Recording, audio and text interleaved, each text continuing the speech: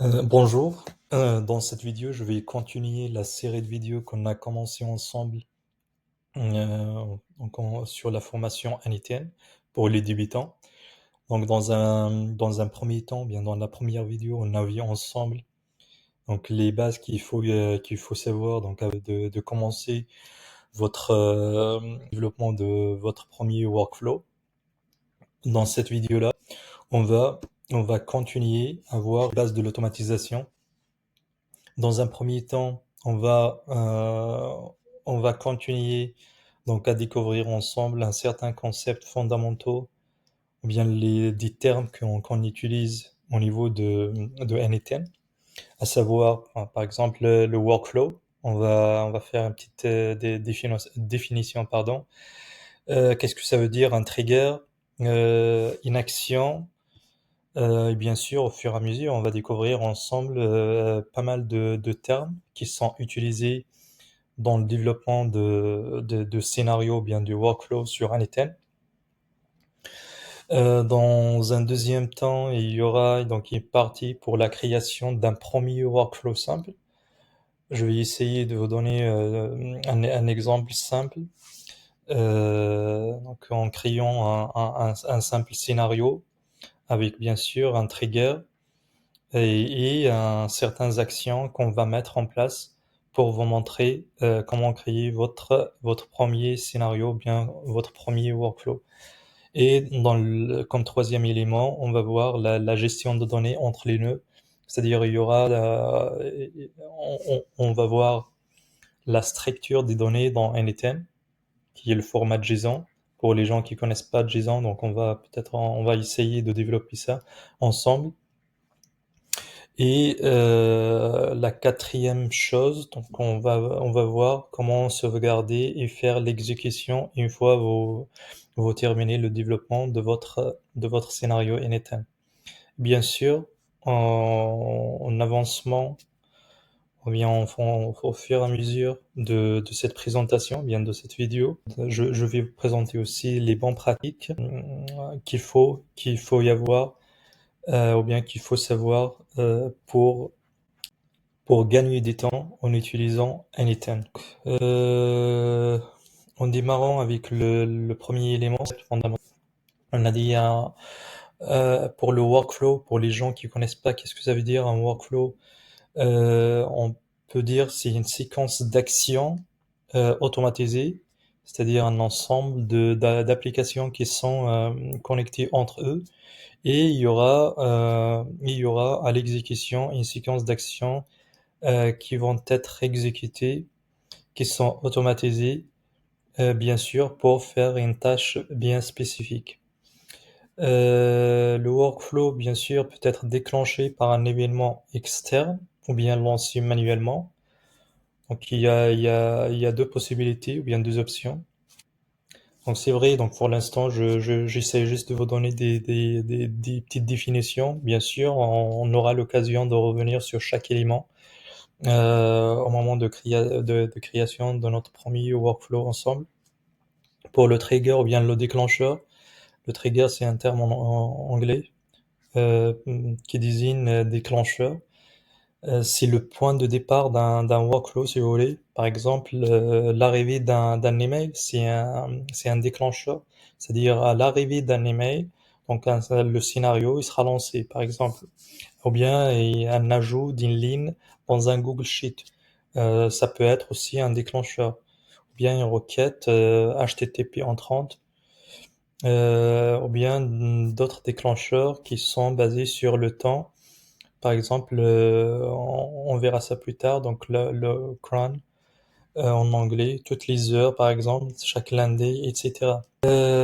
Pour l'action, si vous voulez, c'est l'étape qui exécute une tâche de données après le déclencheur. Ce déclencheur-là, il sera relayé, bien, il est relié à plusieurs nœuds.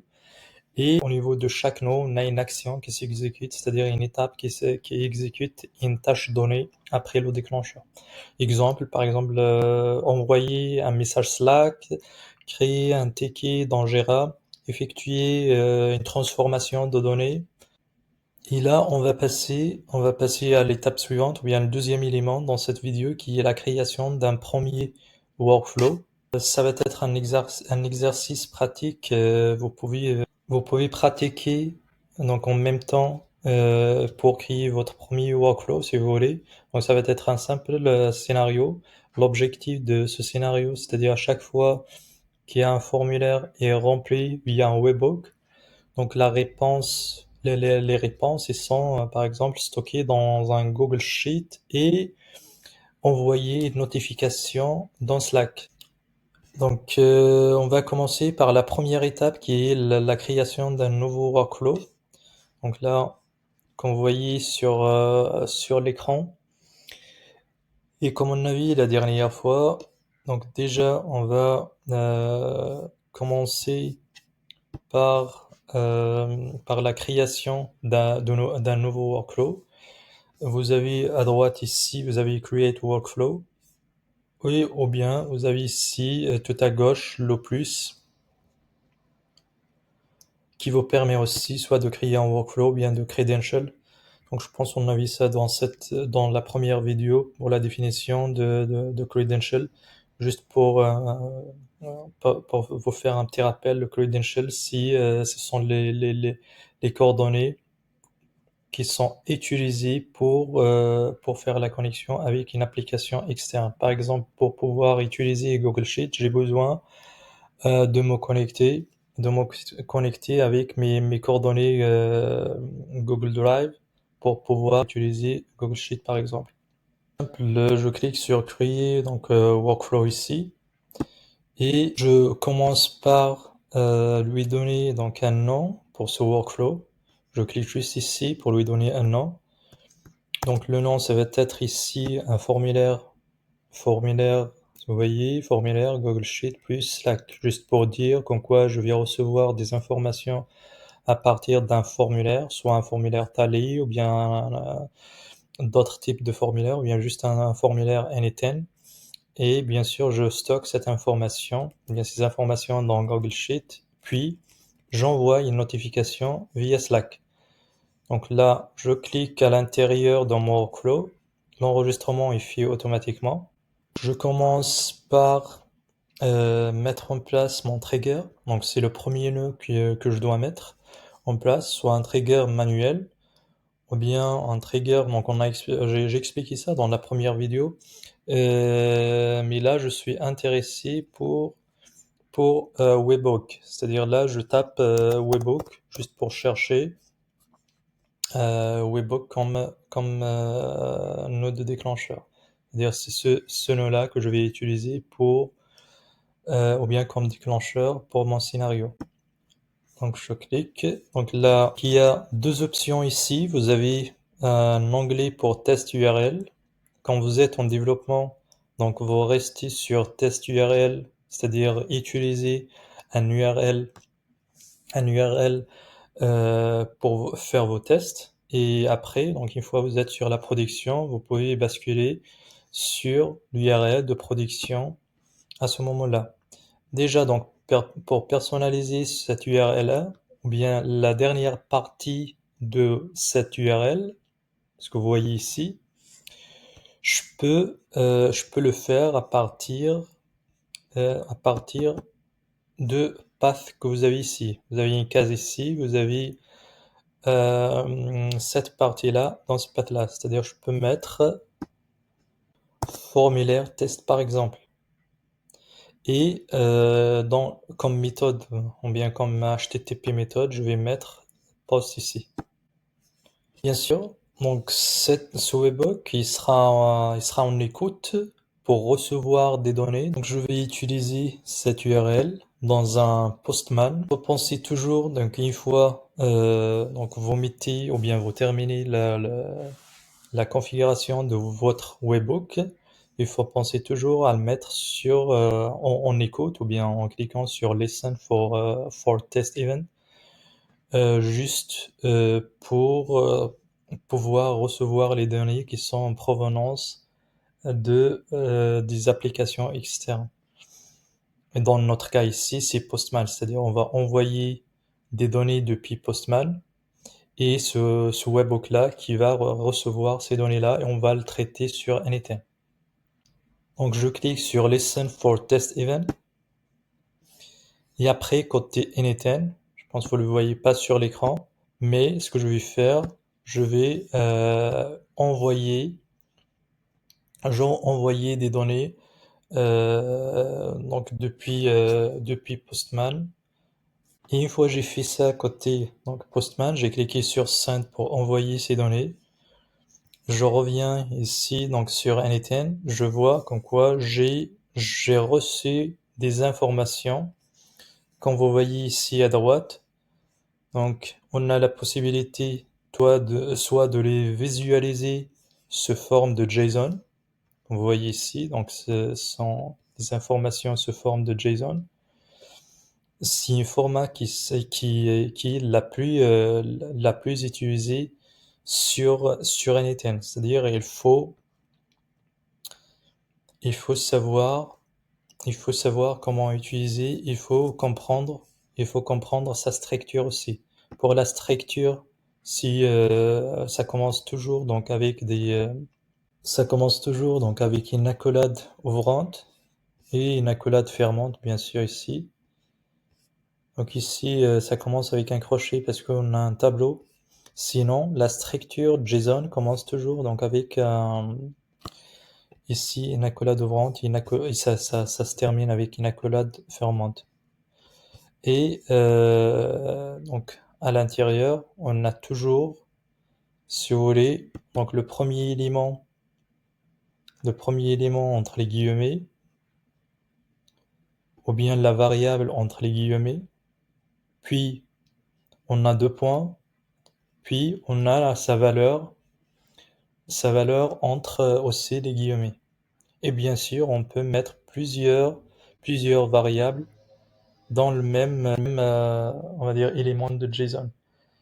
Par exemple ici, les variables qu'on a reçues en envoyant les informations depuis Postman. Donc on a la connexion, on a aussi le host, on a aussi donc d'autres informations, mais ce qui est important ici, ou bien ce qu'on aura besoin plus tard pour ce scénario-là, donc ce sont les éléments de body. C'est-à-dire dans la requête que j'ai envoyée depuis Postman, il y avait pas mal d'informations qui sont envoyées avec, mais moi, ce qui m'intéresse, ce sont ces informations ici. J'ai envoyé comme nom, par exemple, Dupont, et j'ai envoyé son mail et un message, par exemple. Et bien sûr, j'ai ici donc le webhook URL, c'est l'URL, on va dire, qui a la source de cette information. En parlant des bonnes pratiques tout à l'heure, donc je dis au fur et à mesure, je vous montre quand même les bonnes pratiques qu'il faut utiliser déjà pour gagner du temps en utilisant Anything. Surtout là, par exemple, pour éviter de refaire plusieurs tests, je peux réutiliser donc ces données-là plusieurs fois en, en cliquant sur Pin Data, par exemple. Ce symbole-là, ça permet de faire comme si je le garde pour les prochains tests. Quand je clique sur Pin, donc ça m'a permis de réutiliser les mêmes informations pour plusieurs tests sans besoin de recevoir des nouvelles données pour gagner du temps sur mon scénario, ou bien sur le développement de mon scénario. Donc là, je clique ailleurs, je vois comme quoi j'ai un item ici que j'ai reçu, donc après bien sûr, après avoir cliqué sur Send depuis Postman, donc j'ai envoyé des données. Les données, je vois ici comme quoi ils sont en mode PIN, cela veut dire comme quoi je peux les réutiliser donc pour plusieurs fois sans avoir besoin de les renvoyer à nouveau depuis Postman, bien d'envoyer plusieurs tests. Donc ça, c'est utile, surtout si vous êtes en mode de développement, vous voulez faire des tests, vous serez bien sûr amené à faire plusieurs tests, c'est pour ça, donc ça permet de gagner du temps en évitant de renvoyer des nouvelles données depuis Postman par exemple. Je clique sur Save juste pour enregistrer ce qu'on vient de faire. Là, j'ai créé mon premier nœud, donc je l'ai mis, ou bien mon déclencheur, je l'ai mis en écoute. Donc une fois, et il y avait des données donc à recevoir et c'est exécuté, il a reçu des données.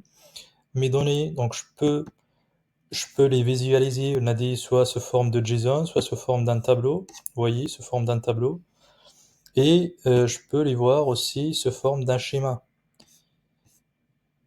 C'est ça ce que vous pouvez capter pour l'instant à partir de cette première exécution.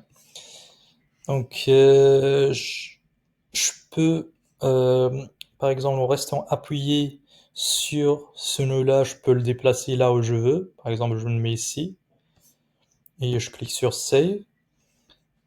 Donc, je vais relier ce nœud donc avec le nom suivant ou bien l'étape suivante ou bien pour exécuter l'action suivante.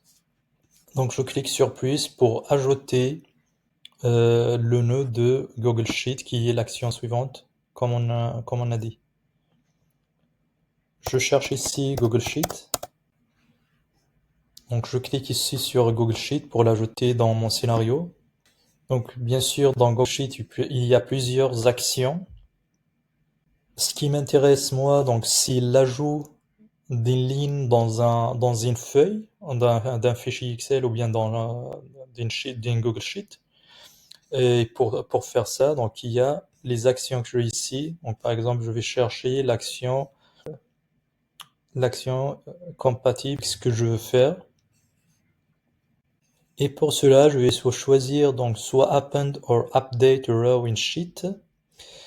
Si je veux, par exemple, donc ajouter ou bien mettre à jour donc une ligne dans une feuille, ou bien tout simplement Append a Row in Sheet si je veux seulement ajouter, sans par exemple sans faire de la mise à jour. Si par exemple si la ligne est déjà disponible, je peux rajouter ici un de blanc. Pour notre exemple, je vais rester simple. Je clique sur Append a Row in Sheet juste parce que je vais utiliser une feuille là où je vais rien pour l'instant. Donc quand je clique sur Append a Row in Sheet, automatiquement j'ai deux parties ici, ou bien trois parties. J'ai une partie à gauche, ce sont les informations que j'ai récupérées depuis Webhook. Là, on parle d'input. Ce sont les informations qu'on va utiliser dans input. Bien sûr, en faisant une action avec Append a Row in Sheet, ça va nous donner donc un output, bien sûr, après l'exécution. C'est-à-dire, ce que vous devez capter ici, il y a toujours au niveau d'un nœud, il y a toujours trois éléments, bien trois parties. On a un input, il y a l'action, bien la tâche qui va être exécutée, et il y a l'output, c'est le résultat qu'on va voir après l'exécution de cette action-là. Pour pouvoir utiliser donc Append a Row in Sheet, donc il faut bien sûr faire la connexion ou bien créer le credential Google Sheet. Moi, je l'ai déjà fait. Je vous montre juste en cliquant sur le petit stylet là, comme quoi, ou bien les informations qu'il faut y avoir pour pouvoir faire la connexion. Donc, vous voyez ici, donc j'ai mis par exemple un hot redirect URL. Celui-là, il doit être utilisé comme un URL de redirection et qui doit être bien sûr ajouté dans la configuration dans votre Google Drive au moment de faire la configuration. Il y a aussi donc un client ID et un client ou bien une clé secrète que vous devez y avoir bien sûr sur Google Cloud au moment de créer un projet. Donc il y a une certaine configuration à faire. On va pas faire cette étape-là aujourd'hui, mais si vous en avez besoin, vous m'écrivez dans les commentaires Donc, je peux vous montrer comment, par exemple, créer donc un projet dans Google Cloud et bien sûr ajouter l'URL de redirection dans la configuration du projet et par la suite générer un client ID et une clé secrète qu'on peut utiliser pour faire la connexion. Bien sûr, une fois que vous avez ces éléments-là, donc vous pouvez cliquer sur Sign in with Google et ça vous permet d'aller pour valider la connexion entre votre compte Google, bien sûr, avec un item, pour pouvoir, bien sûr, utiliser Google Sheet dans un item. Avant de passer à autre chose, donc je veux juste souligner que vous avez la possibilité ici de cliquer sur Open Doc. Ça vous permet d'aller sur un nouvel onglet, là où vous avez la procédure complète pour faire la connexion et bien sûr la procédure qu'il faut suivre pour faire la connexion ou bien pour créer cette credential. Bien sûr, le nom, vous pouvez le changer, le nom de la connexion, vous pouvez le changer, bien sûr. Vous pouvez dire, par exemple, Google Sheet, account, quel account, par exemple, l'email que vous avez utilisé pour se connecter à cet account-là. Donc, je clique sur fermer pour revenir donc sur mon workflow.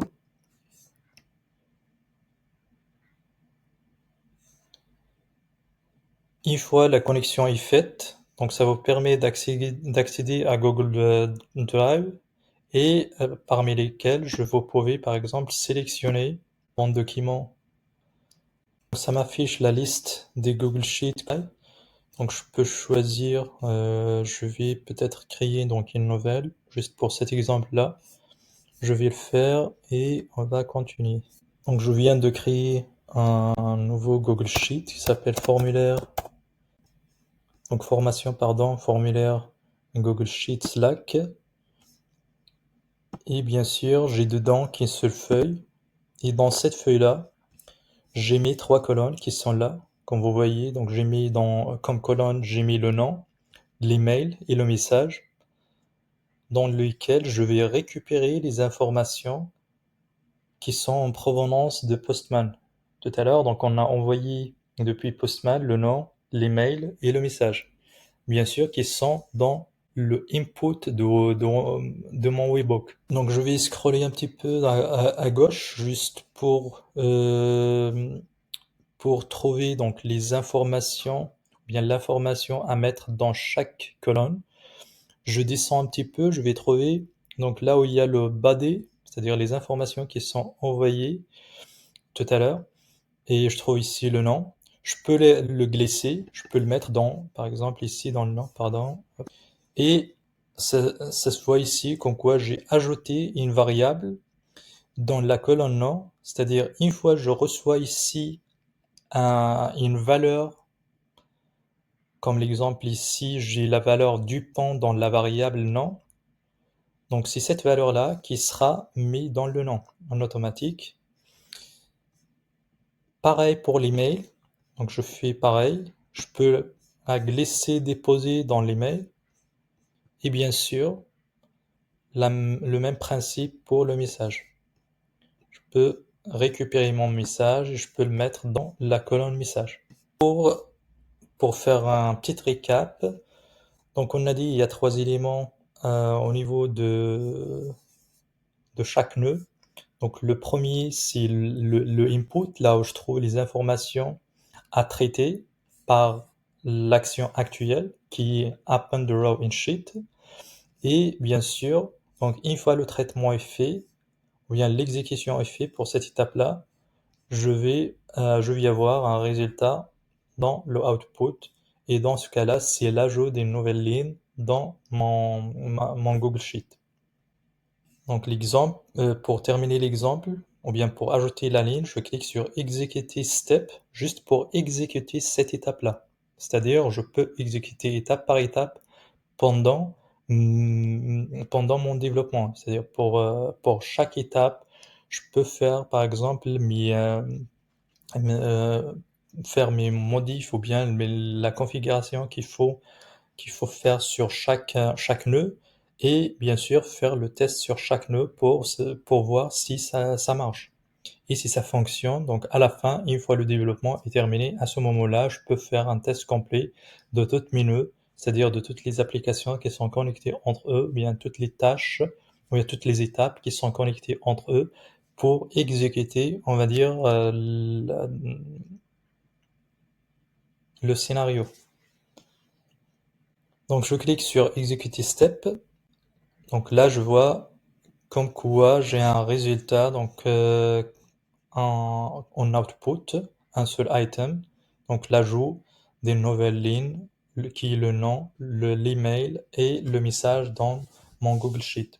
Bien sûr, je peux la visualiser sous forme de tableau et sous forme de JSON, comme j'ai expliqué tout à l'heure. Vous avez toujours cette possibilité-là de visualiser les données sur trois formats, si vous voulez.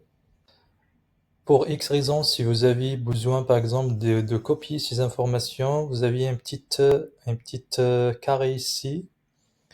Vous voyez, quand je survole cette carré-là, il y a un message qui dit Copy to clipboard.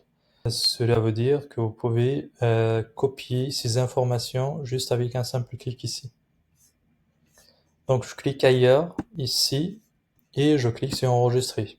Et je vois ici comme quoi, jusque-là, j'ai deux nœuds, ou bien deux applications qui sont connectées entre eux. Donc la première, juste pour recevoir les données qui sont envoyées depuis Postman, et la deuxième ici, ou bien la deuxième étape, c'est de traiter ces informations qui sont reçues et les envoyer dans un Google Sheet. Bien sûr, comme on a dit ensemble tout à l'heure, l'objectif de cet exemple-là, c'est c'est d'aller jusqu'à la notification de l'utilisateur ou bien de l'équipe sur Slack. Je clique sur plus à nouveau et je cherche Slack ici. Donc je clique sur Slack. On a dit, dans ce cas-là, ce que j'ai besoin comme action à exécuter, c'est send message. Donc, c'est-à-dire, je vais envoyer ici un message à l'équipe. Donc, je vais choisir ça. Et comme vous voyez ici, donc, je peux voir à gauche toutes les noms qui sont avant le nœud actuel ou bien l'étape actuelle. Donc, j'ai le nœud donc Weibo qui est le nœud Append Row in Sheet. Et bien sûr, comme on avait dit tout à l'heure, on a dit pour chaque nœud, on a toujours la même structure, c'est-à-dire on a un input et on a un output et tout au milieu, on a la configuration qu'il faut faire pour l'étape actuelle ou bien l'application actuelle. Vu que donc là, j'ai besoin de faire un envoi d'un message donc via Slack ou bien à l'équipe qui est sur Slack. Dans un premier temps, il faut que je crée donc une credential ou bien une connexion Slack. Pour moi, c'est déjà le cas. Si vous voulez, je vous montre juste en cliquant sur le petit stylet pour envoyer les éléments qu'il faut y avoir ici. Donc, et vous créez généralement N10 offre une documentation de pas à pas pour chaque connexion, si vous voulez, en cliquant juste sur Open Docs. Donc, c'est facile, il faut juste suivre les informations ou bien les étapes qui sont présentées dans la documentation de N10. Sinon, en général, vous avez besoin juste d'un access token, puis un token que vous pouvez récupérer au moment de la création de votre compte sur Slack et vous pouvez réutiliser pour faire la connexion, bien sûr, avec Slack. Et comme on avait dit tout à l'heure, on peut modifier ici le nom qu'on a donné pour la connexion. Donc je ferme, je reviens. Ici, ce que j'ai besoin aussi, c'est de send ce message à qui? C'est-à-dire, j'ai besoin ici, est-ce que ce message-là, donc, est en destination d'une channel, ou d'une chaîne, si vous voulez, ou bien c'est destination précisément à un utilisateur. Pour les gens qui connaissent Slack déjà, donc on a une logique de channel. Si vous voulez, donc pour plus tard, vous pouvez m'écrire pour les gens qui sont intéressés. Peut-être je vais faire donc une vidéo si s'il y a beaucoup de gens qui sont intéressés par Slack ou par une présentation simple de Slack, je peux vous faire à ce moment-là une présentation. On peut y aller dans Slack pour parcourir les éléments de base de Slack pour les gens qui sont intéressés. Et on a la possibilité aussi d'envoyer directement donc un message à un utilisateur. Dans ce cas-là, je vais juste choisir un utilisateur.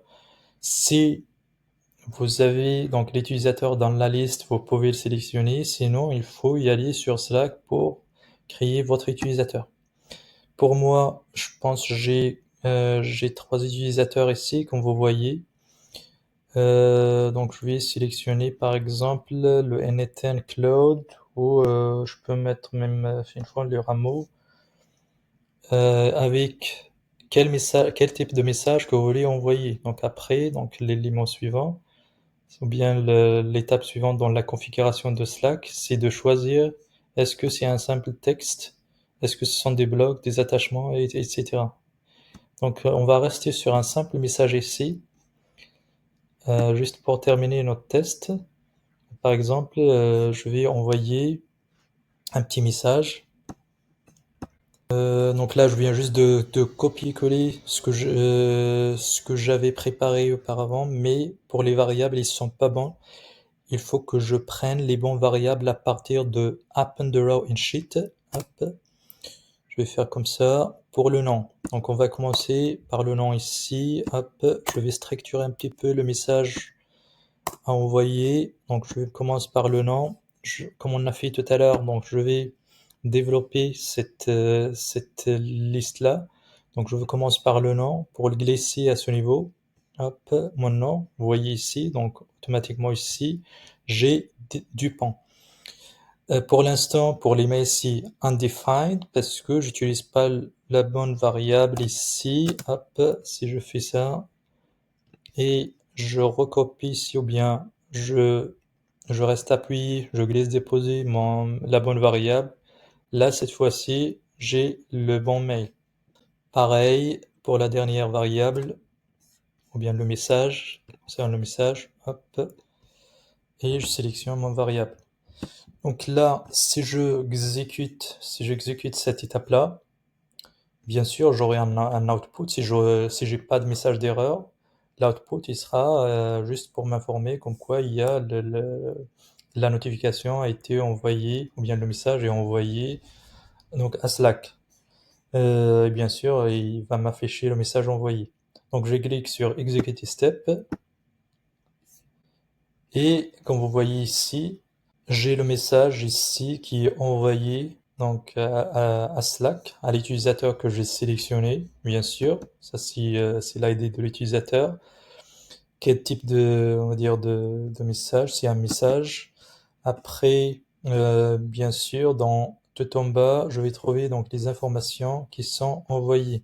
Donc, dans Slack, j'aurai ce message-là. C'est-à-dire, il y aura un nouveau formulaire reçu, non machin, c'est-à-dire toutes les informations que j'ai mis dans le message ici. Et bien sûr, je clique sur Save à nouveau. Donc jusque-là, pour faire un petit récap, on a fait l'exemple, ou bien on a réalisé ce qu'on avait fixé comme objectif de cet exemple, qui reste un exemple simple, hein. C'est juste votre premier scénario. Juste une chose donc que j'ai oublié de préciser. Donc pour chaque nœud, on peut préciser donc le nom de l'étape en question. Par exemple ici, ce que je fais, c'est l'ajout d'un lien dans un Google Sheet. Je peux le faire je fais juste un clic droit et là, je peux cliquer sur Rename et je donne par exemple ajout d'une ligne dans Google Sheet. Google Sheet. Et je clique sur Entrée ou bien Rename ici. Vous voyez, je vois ici quoi j'ai changé mon titre ou bien j'ai changé le titre de cette étape-là. Pareil pour les autres. Et bien sûr, une fois que vous avez terminé vos tests, si vous voulez mettre, par exemple, ou bien exécuter le scénario complet, à ce moment-là, vous cliquez sur Exécuter workflow et si j'exécute, vu que donc j'utilise les mêmes données comme tout à l'heure, parce que je l'ai mis en mode PIN. On a dit le mode PIN, ça permet de réutiliser les mêmes données. Donc ça, je vois que mon scénario il est exécuté avec réussite et ça renvoie un nouveau message. Bien sûr, vu que donc j'ai envoyé le premier avec mon premier test ou bien en testant chaque étape. Donc je pense qu'on a fait le tour pour cette deuxième vidéo. Si vous avez des questions, bien des choses qui sont pas très claires dans cette vidéo-là, je vous laisse m'écrire dans les commentaires et je vais vous répondre et je vous souhaite une bonne visio.